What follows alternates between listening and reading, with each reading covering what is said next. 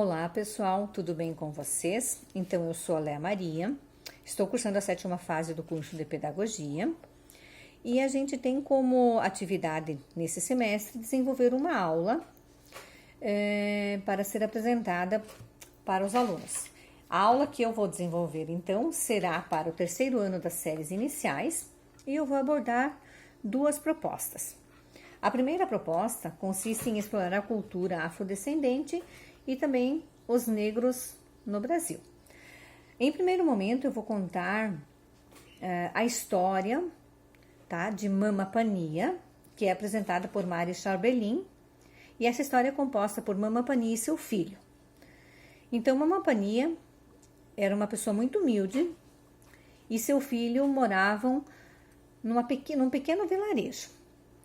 Então, a um determinado momento, Mama Pania e seu filho decidiram que à noite serviriam no jantar panquecas.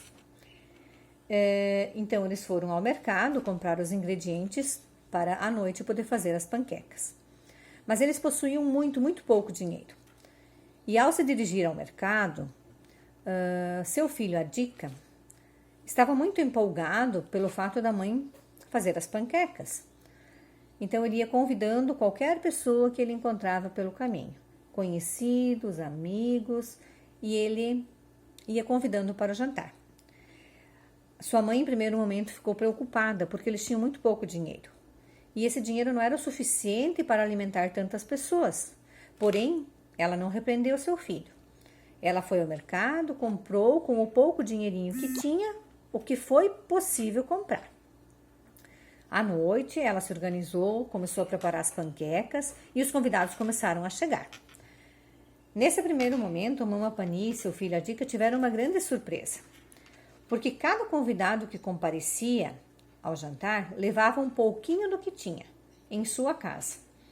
Então, eles foram reunindo cada família um pouquinho e no final, eles não tinham apenas jantar como panquecas, eles tinham um grande banquete, porque cada um compartilhou um pouquinho daquilo que tinha. E a moral da história? Nessa história, relatamos que os valores como família, amizade, hospitalidade devem sempre ser preservados, independente de tempo e cultura. Porque, na verdade, cada um compartilhou um pouquinho daquilo que tinha. E, sendo assim, foi realizado um grande banquete. Mesmo tendo uma condição que não era acessível para fazer um grande jantar, a mãe deu um jeitinho, começou a organizar e cada pessoa colaborou um pouquinho. Então, isso nos mostra que a amizade, que a hospitalidade são valores muito importantes e que devem ser preservados independente da história, independente do tempo, porque eles fazem parte da nossa trajetória de vida. E agora eu vou abordar também um novo assunto, que ele é baseado em vídeo dos Guilhões ao Quilombo. E ambos fazem parte da série Brasil 500 anos, disposto no site TV Escola. Então, vamos abordar agora, através desse vídeo assistido, a trajetória da escravidão no Brasil. Então, durante muito tempo, escravos eram trazidos e mantidos como escravos dentro dos navios negreiros, em condições muito precárias, tanto de higiene quanto de alimentação, e eram mantidos nos convés. Eles eram trazidos de lá para cá para servir como escravos aos grandes senhores feudais, senhores de engenho e etc. Então, as mulheres serviam, digamos assim, como babás, como escravas, eram obrigadas a servir seus senhores. E quando eles não cumpriam essas exigências dos senhores feudais e tudo mais, eles eram submetidos a severos castigos. Eles ficavam presos nas senzalas para dormir à noite. Quando não cumpriam exatamente o que lhe era pedido, eles ficavam sem alimentação, eram amarrados aos troncos, aonde recebiam chicotadas. Então, a vida deles era muito difícil, sabe? Eram tempos em que as pessoas sofriam demais. Esses negros índios que sobreviviam Quando eles conseguiam fugir, eles fugiam. E eles iam em busca de novas terras, onde não eram habitadas, e formavam ali seus próprios quilombos. Eles elegiam alguém, um responsável, que era o responsável por aquele quilombo, e assim eles começavam a montar o seu próprio quilombo. Eu vou contar para vocês, então, como que era a vida dessas pessoas quando eles estavam dentro dos navios.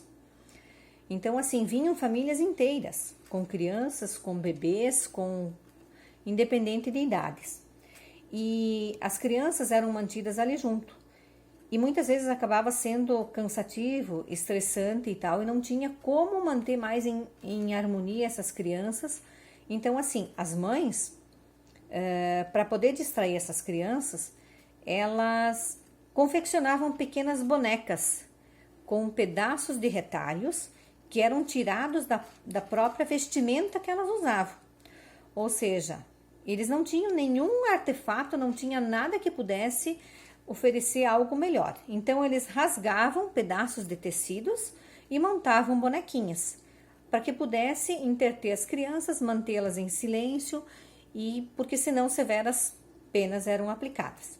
Então, eu vou tentar montar junto com vocês uma pequena bonequinha, que é o que era desenvolvido naquela época. Então, assim, a gente vai utilizar retalhos, tá?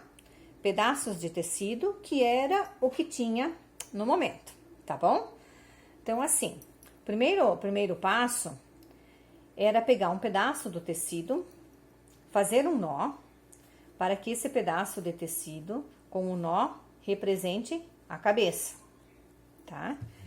Depois, era rasgado esse tecido no meio, a parte de baixo, aonde será confeccionado a perna, tá? Então, era formado um nozinho para que isso representasse as pernas em ambos os lados. Então, aqui está a perninha da nossa boneca, tá? Um outro pedaço de tecido era amarrado, feito 2 nós, um nozinho em cada ponta.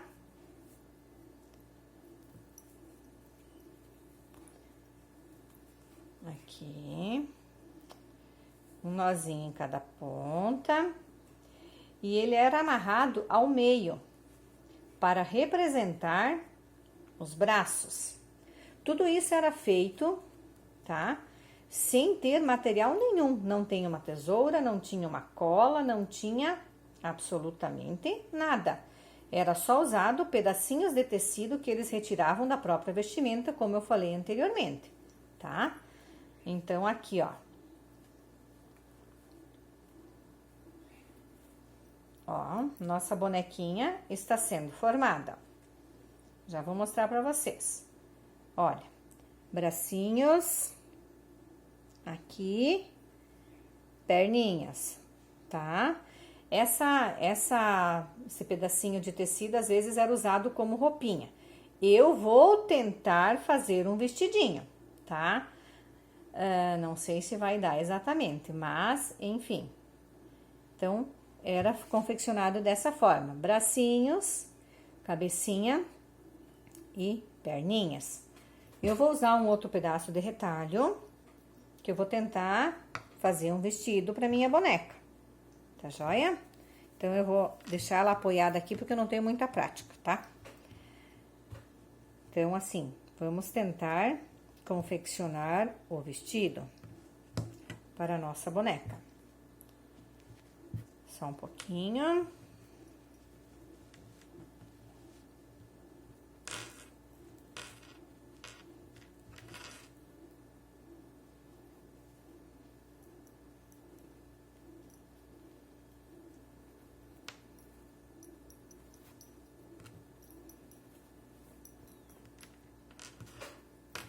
Isso não é uma coisa muito fácil, tá?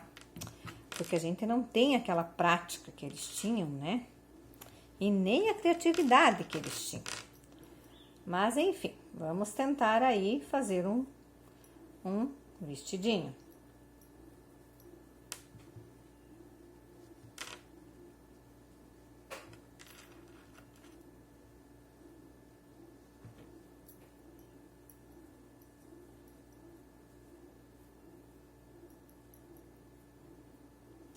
Então, olha, aí está minha bonequinha, cabecinha, bracinhos e as perninhas estão embaixo do vestido.